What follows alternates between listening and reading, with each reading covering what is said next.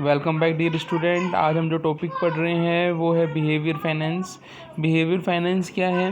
Behaviour finance is the study of the influences of behaviour और psychological behaviour on the investor. कि जो investor है जब वो इन्वेस्टमेंट करता है तो उसके इन्वेस्टमेंट डिसीजन पर उसके बिहेव का क्या इफेक्ट पड़ता है, उसको हम क्या बोलते हैं? बिहेवियर फाइनेंस बोलते हैं। अब बिहेवियर फाइनेंस को हम ऐसे समझते हैं, मान लीजिए आप इन्वेस्टर हैं तो आप क्या सोचते हैं इन्वेस्टमेंट से पहले? आप कौन कौन सी चीज़ें हैं जो आपके इन्वेस्टमेंट के डिसीजन को इफ़ेक्ट करती हैं, जिससे आपका इन्वेस्टमेंट का डिसीजन क्या हो जाता है? चेंज हो जाता है। तो उनको हम बिहेवियर फाइनेंस के अंदर पढ़ेंगे। तो सबसे पहले हम बेसिक चीज़ें डिस्कस करेंगे यहाँ पे कि आपका जो फाइनेंस जो होते हैं दो तरीके के होते हैं, एक तो होता है ट्रेडिशनल फाइनेंस, एक होता है बिहेवियर फाइनेंस। दोनों में डिफरेंस कैसे समझ सकते हैं? जैसे हम ट्रेडिशनल फाइनेंस की बात करें, ट्रेडिशनल फाइनेंस ये मानता है कि कस्टमर क्या होता है? रैशनल होता है। रैशनल मीन्स वो अपना कॉमन सेंस लगाता है, वो लॉजिक लगाता है इन्वेस्टमेंट करने से पहले।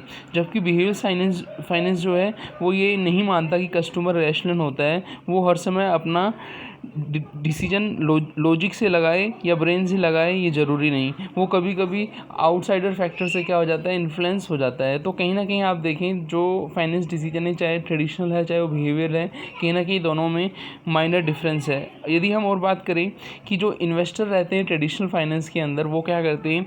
इन्वेस्टर अपने डिसीजन को चेंज नहीं करते, वो जल्दी से अपने इन्वेस्टमेंट डिसीजन को नहीं बदलते। और जो बिहेवियर फाइनेंस होता है उसके अंदर पर्सन क्या करता है? वो अपने बिहेव के अकॉर्डिंग अपने इन्वेस्टमेंट डिसीजन को तुरंत क्या कर लेगा? चेंज कर लेगा। क्योंकि जो पर्सन का बिहेव है वही चेंजेबल है, वही स्टेबल नहीं है, तो उसका फाइनेंस डिसीजन भी क्या हो जाता है? चेंज हो जाता है। ट्रेडिशनल फाइनेंस के अंदर पर्सन क्या करता था? अपने ऊपर कंट्रोल लगाता था, जब भी कोई डिसीजन लेता था उसको चेंज नहीं करता था। जबकि बिहेवियर फाइनेंस के अंदर पर्सन क्या करता है? सिचुएशन देख के यदि उसको कहीं अपना प्रॉफिट दिखता है तो उस प्रॉफिट के चक्कर में वो क्या करता है? अपना कंट्रोल खो देता है और बिजनेस में एक ऐसा डिसीजन ले लेता है इन्वेस्टमेंट का कि उससे कहीं ना कहीं फ्यूचर में इफ़ेक्ट होता है। अब हम बात करेंगे कि ये जो बिहेवियर फाइनेंस है इसके अंदर किस किस को इंक्लूड करते हैं। बिहेवियर फाइनेंस के अंदर दो चीज़ों को इंक्लूड किया जाता है, एक तो फाइनेंस और एक प्लस साइकोलॉजी। साइकोलॉजी का मतलब ये है कि पर्सन क्या मेंटली सोच रहा है, उसके सोचने के ऊपर क्या वो लॉजिक लगा रहा है, कैसे वो अपने डिसीजन को बदल रहा है, ठीक है ना। तो उन सब चीज़ों को हम बिहेवियर फाइनेंस के अंदर समझते हैं। अब हम बढ़ते हैं बिहेवियर फाइनेंस को रिलेट करते हैं सोशलॉजी से। एक तो साइकोलॉजी और सोशलॉजी। साइकोलॉजी का मतलब क्या हुआ? साइकोलॉजी का मतलब हुआ एक पर्सन जब खुद सोचता है, उसका खुद का इंटरफेस होता है उस चीज़ को, उसको हम साइकोलॉजी बोलते हैं। और पर्सन जब सोसाइटी के कॉन्टैक्ट में आके अपने डिसीजन को चेंज करता है तो उसको हम क्या बोलते हैं? सोशलॉजी बोलते हैं। तो जो बिहेवियर फाइनेंस होता है तो उसके अंदर फाइनेंस डिसीजन जो रहता है उसमें इन्वेस्टर अपनी साइकोलॉजी लगाता है, प्लस जो उसके पास का एनवायरनमेंट है, सोशलॉजी जो है वो लोग भी उसको इफ़ेक्ट करते हैं, कहीं ना कहीं डिसीजन लेने में इफ़ेक्ट करते हैं। जैसे हम समझेंगे आगे, आप देखेंगे कि जो बिहेवियर फाइनेंस है उसके अंदर हम फाइनेंस और इकोनॉमिक डिसीजन के अलावा साइकोलॉजी और आपका सोशलॉजी को भी इंक्लूड करते हैं। हम कुछ एग्जांपल यहाँ पे देख रहे हैं बिहेवियर फाइनेंस के। इन्हें हम 4 फैक्टर कहेंगे जो इन्फ्लुएंस करेंगे इन्वेस्टर के डिसीजन मेकिंग को, जिससे इन्वेस्टर को डिसीजन मेकिंग में एरर आती है। पहला पॉइंट आप देखें तो यहाँ पे है आपका फर्स्ट है आपका सेल्फ डिसेप्शन। सेल्फ डिसेप्शन क्या है? अपने ऊपर ज़्यादा कॉन्फिडेंस होना। जैसे होता क्या है, हम क्या करते हैं जब हम इन्वेस्टमेंट के फील्ड में आते हैं तो हम क्या करते हैं? थोड़ी सी इन्फॉर्मेशन गेन करके उस कंपनी के अंदर अपना पैसा लगा देते हैं, ठीक है ना। तो कंपनी के बारे में थोड़ा सा पढ़ के हम उसमें पैसा लगा देते हैं। हमें ये पता नहीं होता कि कंपनी में पैसा लगाना चाहिए या फिर नहीं लगाना चाहिए, लगाना भी चाहिए तो कितने टाइम तक लगाना चाहिए, शॉर्ट टर्म लगाना चाहिए, लॉन्ग टर्म लगाना चाहिए। तो वो कहलाता है सेल्फ डिसेप्शन कहलाता है। जब इन्वेस्टर को अपने ऊपर ज़्यादा कॉन्फिडेंस होता है और वो चीज़ों को नहीं अंडरस्टूड करता और वो डिसीजन ले लेता है तो वो सेल्फ डिसेप्शन से डिसीजन अफेक्टेड माना जाता है। सेल्फ डिसेप्शन के बाद आता है ह्यूरिस्टिक सिंप्लीफिकेशन।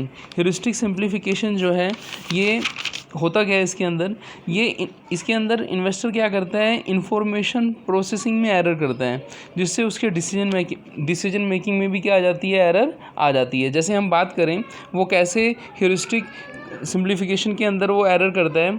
किसी ने उसको कुछ कहा, ठीक है ना, जैसे मान लीजिए मैं इन्वेस्टर हूँ, है ना, मुझे किसी ने कुछ कहा, ठीक है ना, मैंने कुछ उसमें से कुछ समझा, है ना, और उसको मैं कुछ अपनी तरफ से ऐड करके उसमें कुछ और समझकर पैसा लगा दिया और पैसे के साथ कुछ और ही हो गया।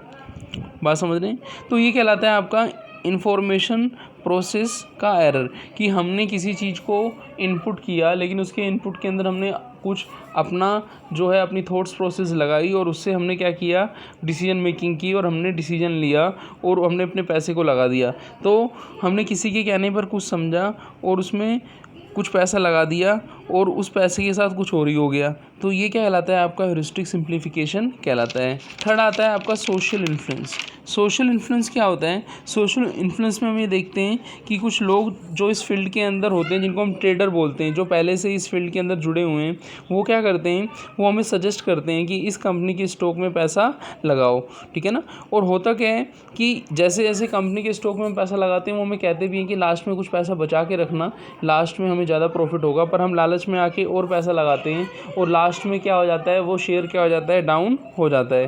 तो हमने कहीं ना कहीं क्या किया, किसी के कहने पर, चाहे वो ट्रेडर है, XYZ पर्सन है, जो भी है, उसके कहने पर हमने क्या किया, किसी के कहने पर पैसा लगाया। जबकि पैसा हमारा है तो हमें सोचना, उसके बारे में हम सोचेंगे, दूसरा सोचेगा। तो ये सोशल जो आपका इन्फ्लुएंस होता है, इसके अंदर हम लोगों के कहने पर क्या करते हैं, डिसीजन मेकिंग करते हैं। और इससे होता क्या है, सोशल इन्फ्लुएंस से हमारा जो डिसीजन मेकिंग होती है वो चेंज हो जाती है और डिसीजन मेकिंग में एरर हो जाती है और हमें कहीं ना कहीं नुकसान हो जाता है। फिर आता है अपना इमोशन। इमोशंस के बारे में आप जानते ही हैं। इमोशन होता क्या है, emotion can actually control any human being until and unless human being control emotion, कि जब इमोशनल पर ह्यूमन बीइंग ने जब तक अपना कंट्रोल नहीं किया, तब तक इमोशन का उस पर कंट्रोल नहीं होगा। जैसे हम समझते हैं, मान लीजिए आपके पास कम पैसे हैं ना, और आपने इन्वेस्टमेंट किया और आपको पैसे फिर जल्दी चाहिए।